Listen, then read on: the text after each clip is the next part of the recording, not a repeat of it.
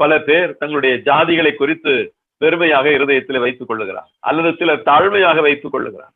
இந்த ஜாதி என்று உள்ள இருதயத்தில் வைத்து விடுகிறார்.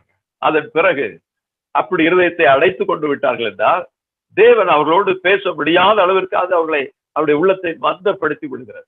அந்த பகுதிகளிலே தேவனுடைய வார்த்தைகளை எல்லாம் விசுவசிக்க முடியாமல் பண்ணிவிடுகிறது. எந்த காரியங்களை எல்லாம் நீங்கள் விசுவசிக்காமல் இருக்கிறீர்களோ அங்கே என்ன நடக்கிறது? ஆவிக்குரிய கண்கள் குருடாக்கப்பட்டு விடுகிறது. விசுவாசம் இல்லாதவருடைய ஆவிக்குரிய கண்களை இந்த உலகத்தின் தெய்வமாகிய பிசாசு குருடாக்கி விட்டான். அதனால் என்ன நடக்கிறது?